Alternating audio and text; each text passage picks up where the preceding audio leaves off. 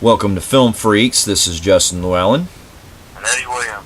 Alright, and The Boss Baby is a computer animated film that is actually, I didn't realize this until now, it's actually based on a 2010 picture book for kids. And it's produced by DreamWorks Animation, who's made a lot of great films, including the Shrek movies, How to Train Your Dragon, and things like that. And the movie stars Alec Baldwin, Steve Buscemi, Jimmy Kimmel, and among others. And it's a story of a baby who basically it starts out with him being basically born inside this place where he can pretty much talk, and it's called Baby Corps, because basically when babies are born, they're having the opportunity to either go to the family or go to a management area where they become part of the Baby Corp Corporation, which is a place where we can see babies talk, and they pretty much act like regular adults do. And I gotta tell you, I wasn't really looking for this movie too much from the trailers.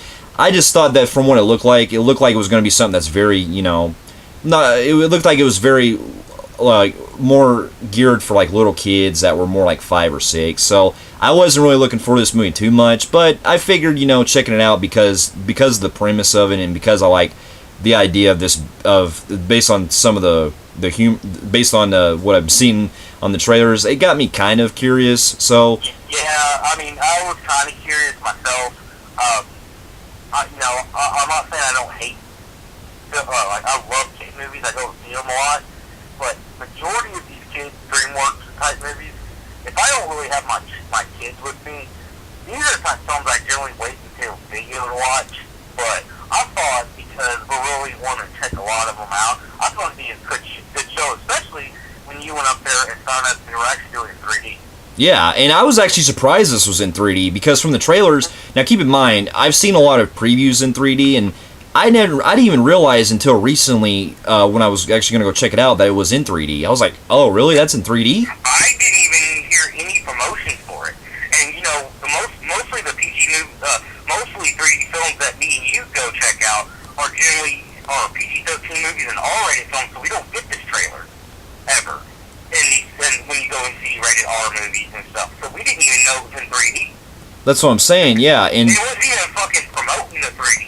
But we'll get to more talks about that here in a second, because talk about a movie that was really damn good in 3D. yeah, and basically the story deals with, just to kind of get this out of the way, this film is decent, but I will say that there will be some, I have a mixed bag for it. Actually, to kind of get more into the story deals with a boy named Timothy who's narrating the story by Tobey Maguire is actually narrating him he's a grown up, and he's telling his story as a child, who is basically using his imagination as a point of view to basically, I guess the movie's trying to show how much he can kind of rely on it to kind of conquer his fear. What you're trying to say is what the story is about is the Baby Corp with the baby.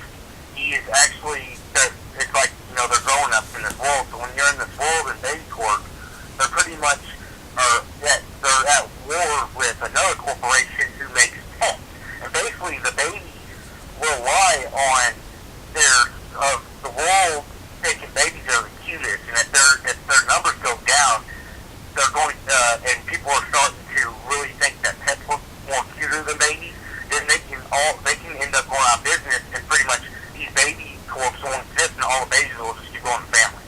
Yeah, and then the main boss baby is voiced by Alec Baldwin, who arrives to a family of a boy named Timothy and his parents, and Timothy has a relatively charming, unique imagination where he's in these different fantasy elements where he's basically saving his parents and trying to basically conquer his fear. And when the baby arrives, him and Timothy are not really getting along too well, because he feels jealous that the baby's getting more attention and all that. And then when he discovers that the baby can talk, they get into this plot like Eddie described, where they're having to basically stop this corporation from developing some kind of plot involving puppies that's trying to conquer the world. Well, yeah, the dude they're going against is actually, there's a twist on that we don't want to spoil, but that person that owns that they're going against, he ends up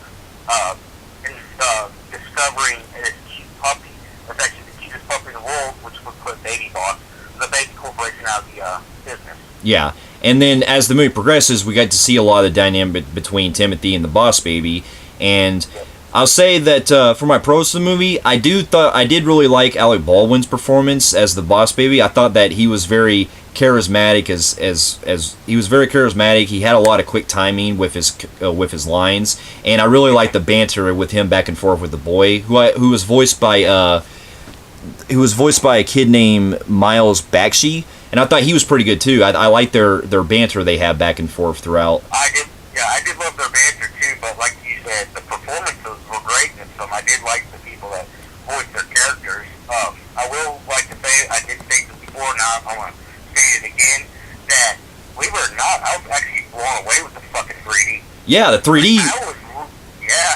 Like this movie, I praised its 3D. In fact, like everything was popping out of the screen, all over the place. It just constantly kept coming at you. And this is the 3D. This is the type of shit I get into when they do 3D. Yeah, it is. Not just that, the 3D itself has the most like pop out moments that I've really seen that I've seen since the Great Wall, and they really did it. They really did it in such a fascinating way where you feel like not only are you seeing everything come out on the screen literally, but also you get immersed with the kind of like situations that they're in too, because the animation is very well crafted with how we see a lot of the different imagination parts where it actually does some rotoscope animation in some parts. So I do like how they mix in some CGI moments with a lot of like other different types of animation as well. I do praise that too, but another thing I actually really liked was, like Justin was stating earlier, this kid has a pretty cool imagination, and we get a lot of scenes where he thinks him and his little brother are on this big adventure. And we actually get scenes from iconic films. We get Indiana Jones. We get kind of like the Pirates of the Caribbean Hook type thing. Yeah. And they're actually reenacting scenes or kind of showing iconic scenes from actual big movies that we like. Yeah, or they're doing like different types of situations, like when they're going through, well, basically like they're like the part where he's going on a bicycle and he's trying to go past going through a ring of fire and all that. It's just very unique the way that it's animated. And I did like I'll tell you what was really cool, and it looked really neat 3D, what they did. I did like with the introduction where they're going in the older kids' room, and it shows the kind of like, it's like first player mode, where it shows the trains going around his room. That was a pretty damn cool shot. Yeah, it was, absolutely. And I also enjoyed the way that, and it did have me cracking up in a lot of parts involving the Boss Baby, where he's screwing around with the boy, and they actually mix in, not going to go and really spoil any of the jokes, but they have some pretty like funny adult humor that I was really surprised they threw in there. And in fact, there's actually a couple jokes that I was actually surprised that they actually were able to put in the movie. So you know what? Which I actually kind of like they did that, because you take the kids to the movies and you kind of like, you do it for your child, but sometimes like they just don't have anything for the adult to film. And you're just kind of like bored with the movie, but you do it for your kids. I think their premise was to throw some elements that isn't over shocking for children, but it can actually get some chuckles from adults. And I'm kind of glad they actually thought about everybody. Well, yeah. Well, not just that, but the movie has some heart to it as well, with the bonding between the brothers and everything like that. And I do like the message where it's basically the boy trying to conquer his fear based on like his imagination stigments. I did like how they kind of did the ending like they did with Toy Story 3, where we actually see we didn't realize, but the boy is actually in his adult years talking to his little girl. Yeah, and that was cute. Yeah. That was pretty cute. Yeah, absolutely. Well, now I do get to my cons now. I don't have a lot, but I will say that even though this film does seem like it deals a lot with going, like, it's geared for younger audiences thing, I did feel like some of the humor was overdone with some parts, especially because some of the jokes they do are a lot of potty humor jokes. You get a lot of poop jokes, you get a lot of pee jokes, things like that. Yeah, I will say that some of it was like, some of the potty humor was like a bit off and kind of turn off. But I will state that a lot of people who did a review of this film, like, it didn't overly do it like a lot of people were making it out to be. Because I've seen some fucking straight out raunchy comedies of the past 5 years have been a lot worse than this on the potty humor. Yeah, I mean, I didn't overdo it a lot, but I did feel like there were certain scenes where when it would happen, I would cringe in some parts, and there'd be some other areas where it feels like some of the jokes kind of feel stale after a while, because you kind of predict them, you kind of know when they're coming. And I did kind of feel like the story itself was, even though it had its charm, I just felt like it was pretty predictable where it was leading to, and I pretty much culled pretty much a lot of scenes. My story, the only problem I have with the story was I found it to be a little bit messy with its plot. There was a scene where you get the baby where he's going through this factory thing, and it's saying if he's going to his family or if it isn't. So it doesn't go to his family. So he's a boss baby. So then whenever the shit hits the fan and the movie comes to an end, it's like he's reenacting that scene again, and it's like, alright, and then how did the baby come in the taxi by himself if he's just a baby? Yeah. So there was the plot on the beginning and end was messy at times. Because you're doing the story about the imagination, but then you go through the story of the boss baby, it was kind of bouncy a little bit, so I'll give him that. I will say that was a con for me. But one of the biggest cons in this whole movie, and this was the most strangest scene I've ever seen. This is a Peter Eckler shot movie, and this is a kid's movie. And I was really blown away by this scene, and because the way they did this was, I thought it was kind of cringy, and they should not have done it. It was really stupid. There was a scene where his older brother's trying to put a diaper on him. Instead of showing the scene where they're kind of like bouncing back at each other and fighting, it's like they didn't want to edit it to where they only show it above the head or the bottom. So they go ahead and try to show the baby's whole bottom, like where you think you're going to see nudity, but they blur it out like you're watching something on TV. Yeah, that was just weird. Strange, dude. Like seriously, they did not edit it to where it was just showing his head. Right.